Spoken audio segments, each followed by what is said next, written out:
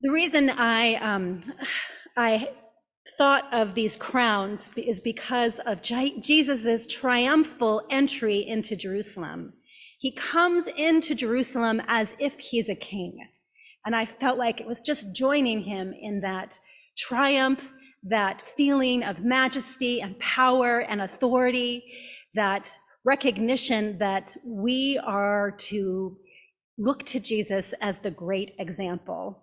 And a silly hat sometimes can help remind us of that experience. Palm Sunday, as a liturgist, as a pastor, can be an awkward Sunday because it's exciting. You know, Jesus has pretty much finished his ministry in Galilee, and it's Passover and everyone is coming into Jerusalem. It's exciting. There's tension building, and it's not just an ordinary Passover festival.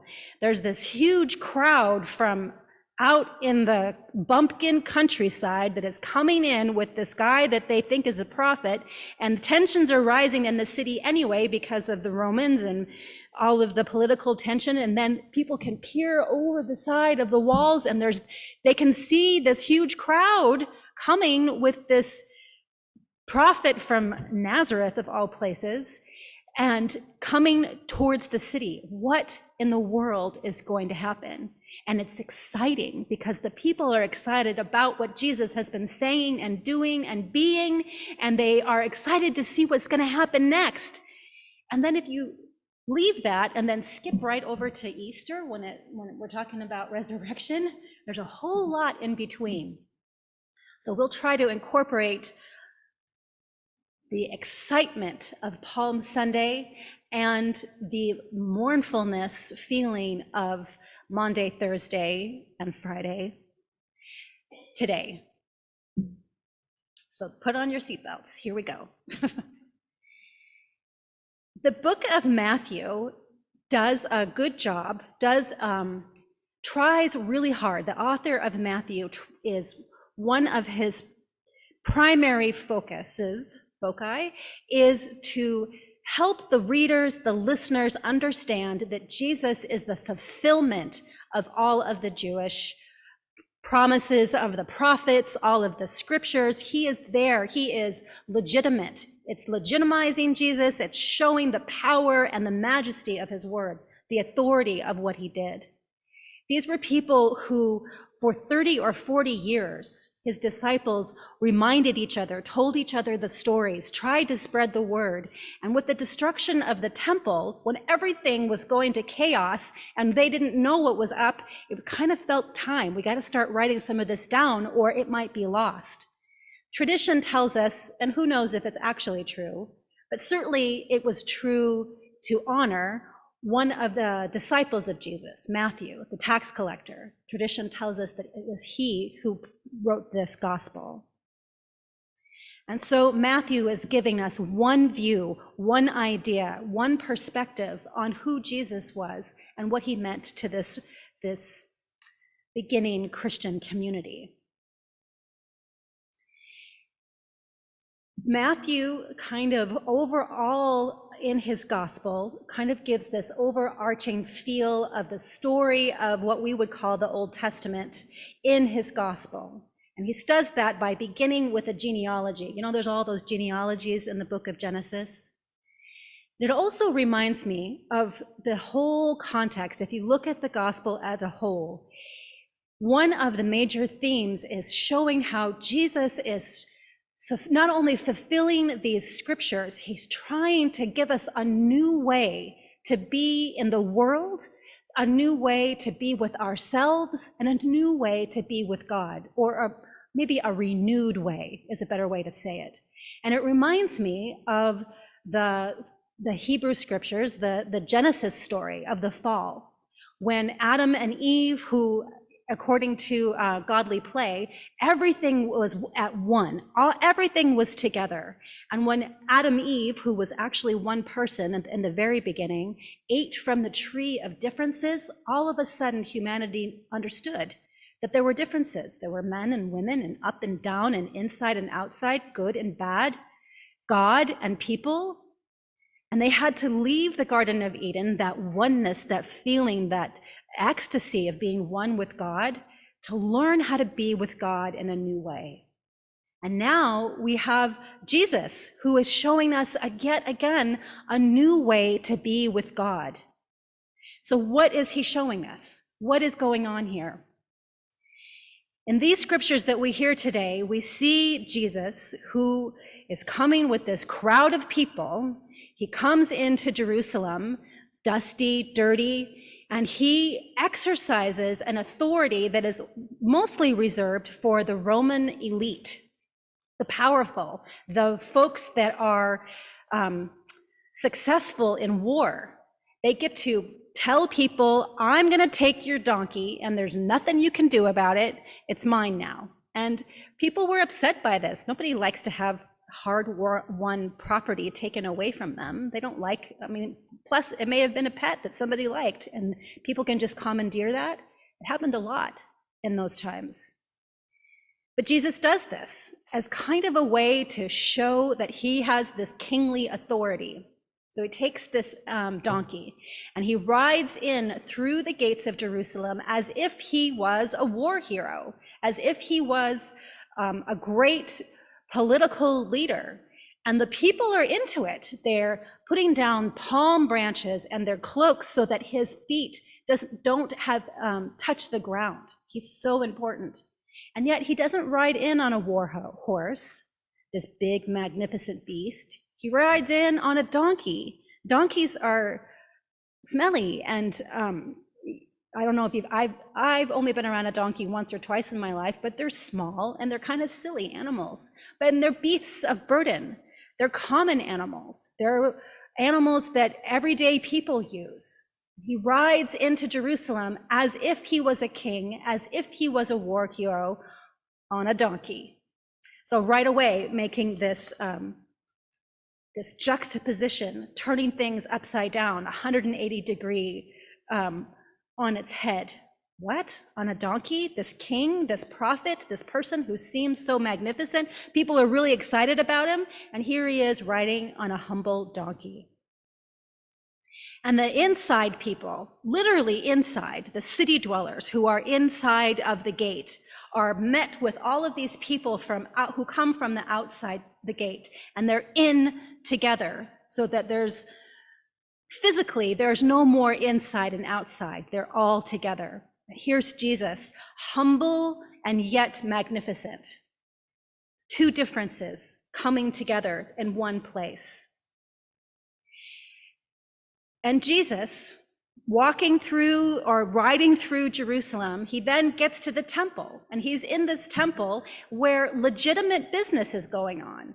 The money changers and the people who were selling sacrificial animals, they were doing what they thought was, normal and good. They were fulfilling law and they were filling cultural expectations, and they were just minding their own business. And excited about the week of Passover because they probably make more money than during any other time of the year, kind of like Christmas. And here comes Jesus, this prophet, this healer, this amazing person that everyone is excited about, and he starts flipping tables over and telling everybody that this is a den of robbers. Excuse me? This doesn't exactly fit in with my image of a peaceful Jesus. That came up during the pastor's class on Friday too. If we think of Jesus as this peace-loving person, why in the world would he disrupt legitimate business? My interpretation of this is that Jesus is disrupting the whole economy system. He's trying to show that this doesn't work for people. This setup creates those who have and those who have not. Creates a feeling of people who are legitimate and people who are illegitimate. Folks who were blind or somehow maimed were not allowed in the temple. And only certain people could go as far into the temple. You had to be a man to go even farther. Only the women had to stay out. And if there was anything wrong with you, I'm losing my crown. If there was anything wrong with you, you couldn't go in at all. And the whole system was to be disrupted. No more, none of this. And to call these scribes, these officials, a den of robbers was basically calling them terrorists. He was insulting them. He was making more problems. He was making more tension. So here we have this very physical idea of the people in the countryside coming into the inside, joining the circle. And Jesus showing that this economy, this way of doing things is not okay. To have inside, outside people, people with more and people with less, these differences that we see, it's not heaven on earth. It's not that way. And he's making a point. I don't know if that was the right thing for him to do or not, but it certainly made a point, and we're certainly still talking about it.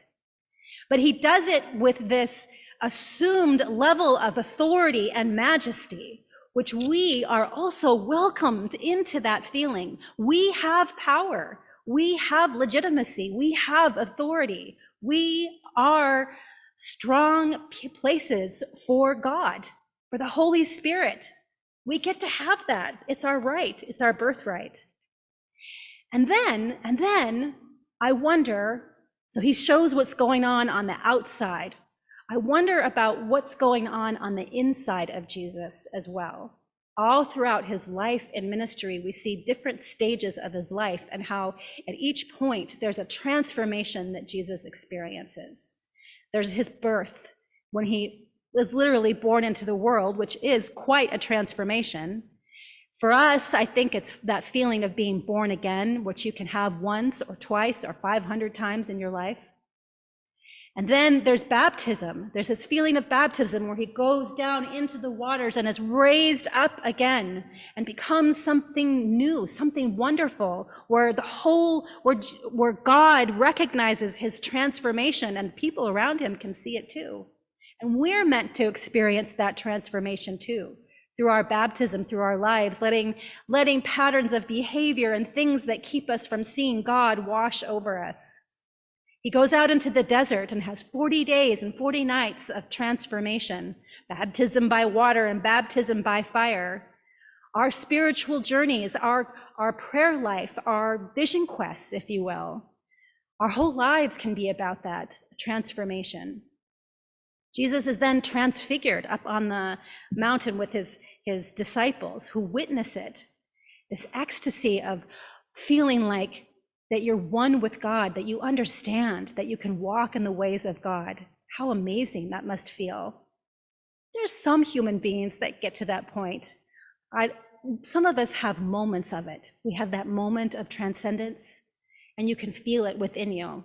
Most of us have a hard time hanging and staying in that space. And then there's this moment where Jesus has been transcended. He's filled with the power and the majesty and the wonder of God, and he comes in and he knows what's coming next. It's a death, and his death was horrible. It was an execution. And in order to do this physical task that was before him, because he knew it was coming, he had to give up everything that he knew about himself. Inside and out, he had to experience this death. And while he was dying, I truly believe when he was up there and he was saying things like, please take this away from me. Why? Can't you do something else? Can't something else be happening here? He had to let all of those expectations of a human being go and be surrendered so that he could transform again into something even more miraculous. That cycle of becoming and surrendering, birth and death is happening to Jesus in his life in a physical manner, and it happens to us as well. Each time we allow transformation in our lives and we accept this authority and this ability and the ecstasy and the bliss of being with God, we know that will transform us. And if we allow that Holy Spirit to transform and to change and to help us grow, that it's not comfortable. Everyone knows that teenagers, oh my gosh, it's so hard to be a teenager, that physical metamorphosis and the emotional and mental metamorphosis is hard on them, and it's hard on those who have to be around them as well. But it doesn't stop with your teenage years. I mean, we don't go through another adolescence, but there's always changes in the body. But internally, those things, those patterns of behaviors, those things that we do in the world, we are called to continuously change and transform, and none of it is ever easy. It's hard work, and that's why we need God. That's why we need Jesus, and that's why we need each other. When we surrender an old way of being, when we let things die, it's hard. None of us will be nailed to a cross, not that kind of hard. That was really hard. But we do experience death in a real way in our lives, and we experience deaths, little deaths inside of us all the time, to become something more, to become something new. And if we identify too much with that death, with that suffering, the Buddhists tell us that that's our own personal hell loop, right? If we identify with the death and think that our suffering is all that there is. In AA, they tell us to let go and let God. And Jesus shows us unequivocally that there is life after death.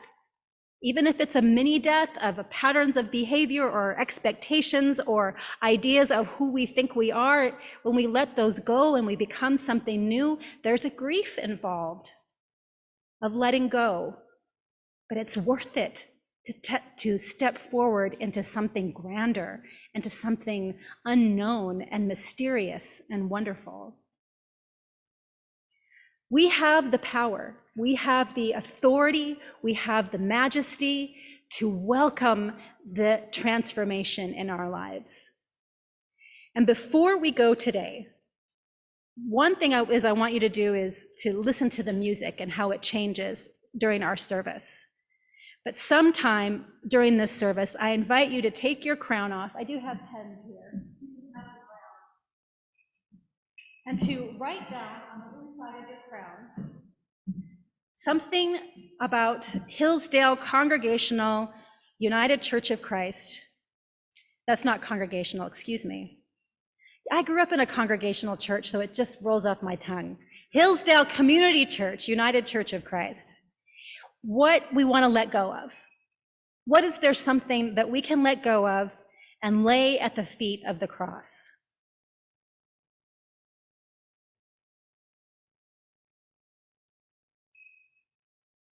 You don't have to put it up there now. I think what we'll do is during the postlude today, when you're ready, you can lay your crown at the foot of the cross.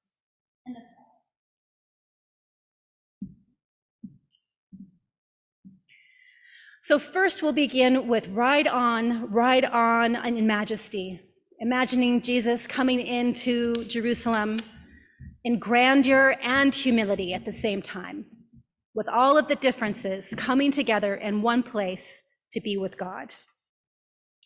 Let's see. 2:15.